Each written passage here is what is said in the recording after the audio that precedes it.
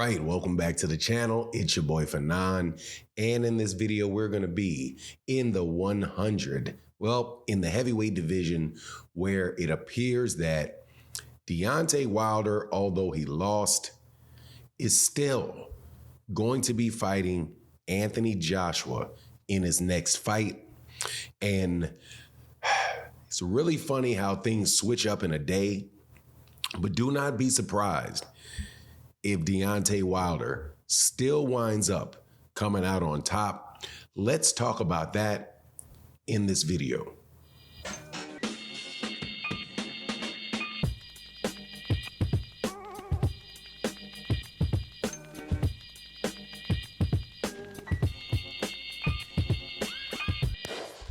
All right, welcome back to the channel. It's your boy Fanon, and in this video we're going to be in the heavyweight division.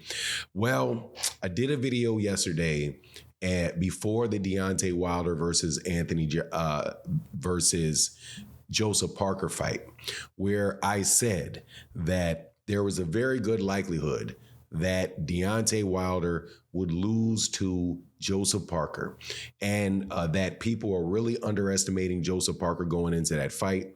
I am without a doubt a big supporter of American boxing, specifically a big supporter of Deontay Wilder's, but I knew all things considered that Joseph Parker, it was going to be a very, very hard fight for him to win because of all the different things that Joseph Parker can do. The fact that he can fight on the inside, the fact that he can fight on the outside, the fact that he's been a lot more active than Deontay Wilder. I didn't think he had enough power to knock out Deontay Wilder or anything like that, but it was going to be a tough one unless Deontay Wilder caught him and knocked him out. And seeing as Deontay's only fought one round in the last 2 years, the ring rust and the timing could definitely affect him. But Joseph Parker is also somebody that I don't think has ever clearly lost to anybody. And I think is a big problem for anybody in a ring. Also, Joseph Parker trains in the same camp as Tyson Fury and trained for Tyson Fury's fight with Deontay Wilder. So had a game plan and kind of knew what was going on with Deontay before he got in there. So congratulations to Joseph Parker in that win. But before I get into the details about the Anthony Joshua fight, let me welcome you back to the channel. If you are new to the channel, please hit that subscribe button. Hit the bell icon so you can be notified of when we release more videos. And if you're a longtime subscriber and supporter of the channel, thank you so much for your continued support. It really, really makes a big deal to the channel. And I'm going to apologize to everybody for my voice. I did a 9-hour live stream yesterday with the fight.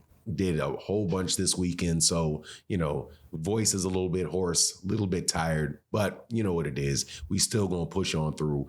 And thank you to everybody that supports all the regular subscribers and supporters of the channel, especially everybody that supports in the super thanks, which is a great way to sponsor videos like this and sponsor content creators that give you the content that you enjoy.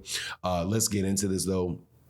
Anthony Joshua said to Radio Raheem after the fight with his victory over Otto Wallin, which was an impressive win for Anthony Joshua over Otto Wallin, that he is still going to fight Deontay Wilder next because he's already signed for the contract. He already signed the contract, and he said that if he doesn't get the shot for the IBF title next, then that is what he will do, is to keep his word and fight Deontay Wilder and still do a 2-fight deal.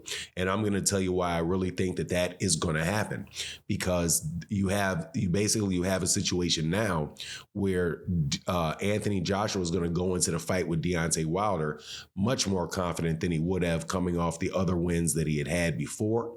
Also, you have somebody in Saudi Arabia, where it's not the pay-per-views that is really going to generate the revenue and the money for that. It's the Saudi royal family. So those guys have already signed up. They've already signed up for the money.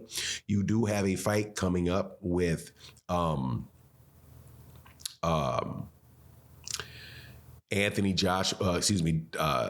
Tyson Fury versus Alexander Usyk, but I do believe that Alexander Usyk has a mandatory for the IBF, and I think that that's Hrgovic.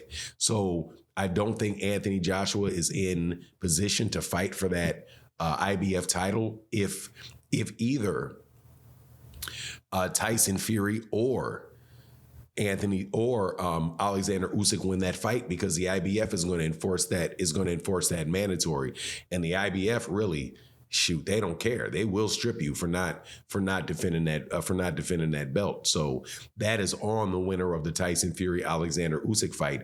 And you also have to think that even if there isn't, no matter who wins, there's very likelihood that they're going to run that they would run a rematch. But if they run the rematch, that is where you have the open opportunity for Anthony Joshua to fight for the IBF belt against Hrgovic. However, it really depends on the timing in which they exercise that rematch. I can't remember. I think it's maybe in February that they have that fight. So more than likely in February, you can probably push that all the way back to 4 months after, so June or July of next year.